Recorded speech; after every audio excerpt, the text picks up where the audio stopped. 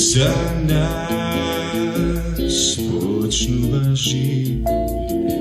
Ме познаваат како Марко Чварко.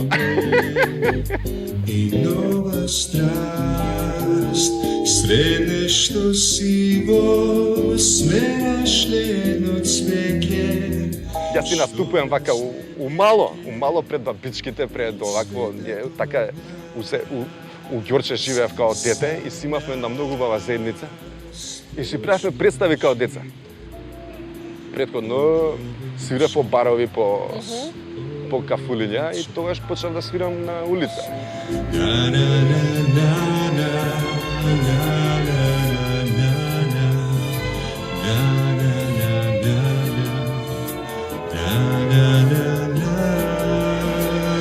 Имам еден братучет, Бог да опрости почината дечкото, има повеќе од 13 години.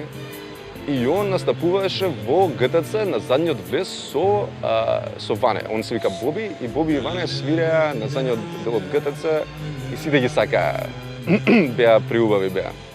И ме вика и мене, и Боби ме викаше Џони, дојди вика да свириме, ја и он бевме дует неверојатен, по барови свиревме по кафулиња, стварно добро звучевме заедно. И ми викаше Џони, дојди да свириме на улица, и ја му викав Џони, каква улица, му викам ти нормален ли си? Почина човекот, му се десија ствари и после некое време викам, Џони, викам ми дојде мене редот. Тоа е 2014, сега сме 2025, преку 10 години. Страшно беше, али знаеш, така имам еден однос што го негувам да се соочувам со нештата во животот, какви и да се. За нас не треба споро и сета ласка изгуби сјај ке градам твој. Јас задње време свирам на македонски шлагери и ми легнаа некако. И имам 2 сета, ги свирам од 2 сета. Па еден сет ми е околу саат и 10-20 минути и од прилика сум 3 сати активно низ центар. Секој ден? Па не секој ден, али секој втор, секој трет. Досадно е секој ден, не може човек секој ден. Некогаш знам и да заврглам по недела дена секој ден. Дури еднаш имам направено во Охрид, мислам дека 15 дена секој ден. Менјам локации и шетам, гледам што повеќе да шетам. Пошто ми дава слобода ова што го правам и гледам што повеќе да идам на места кај што не сум бил. За нас почнува живот и нема крај. Многу брзо стварам контакт со луѓето преку музиката уствари. И кога идам на некој ново место, во некој нов град да свирам кај што не сум свирал претходно, после една свирка, одма се осеќам дека ги знам сите. Има многу убави места, многу милени места кај што сум свирал. Да ти кажам, најверојатно од сите, ако треба едно да издвојам, е сепак кеот во Охрид. Имам свирано тука по должината на неколку локации. Толку е нешто магично таму со тоа водата. Мислам дека ако треба едно да издвојам, дефинитивно е Охрид. Најубавиот аспект на музицирањето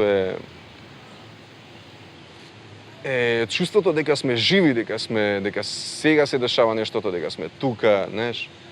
Исто е многу убаво кога некој ќе ти остави парички, пошто никој не мора да ми остави парички, знаеш. И убаво е дека некој направил нешто за мене без, а не морал.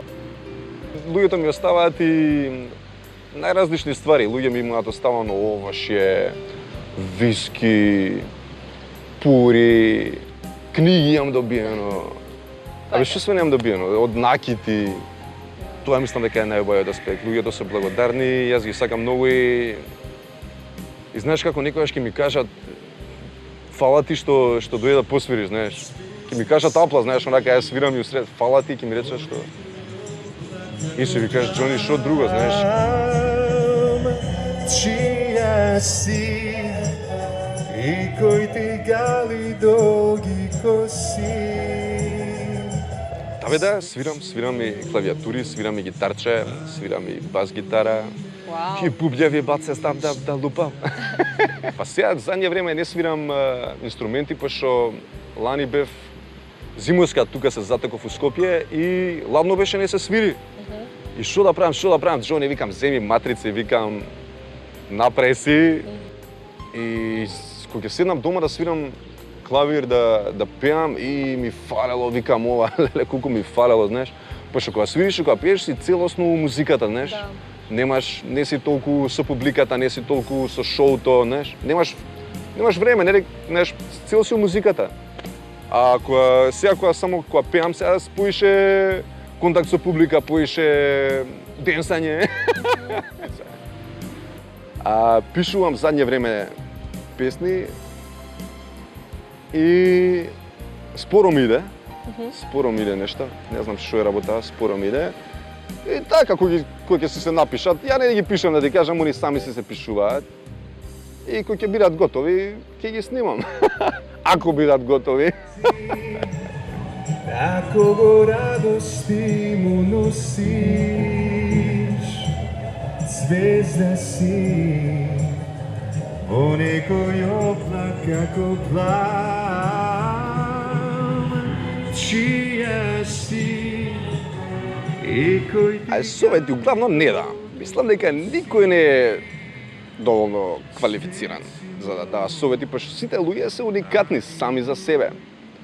И што важи за мене, не важи за никој друг. Така да би можел на темава едино да кажам да им дадам поддршка на луѓето да бидат храбри, сами да носат одлуки, да не бараат совети.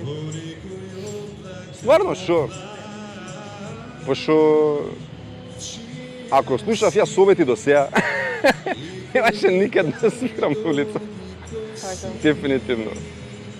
Така да совети не дам, правите што сакате, апсолутно и уживајте. Озбилно, животот е уствари најголемиот учител. Советодавач, односно советодавно тело.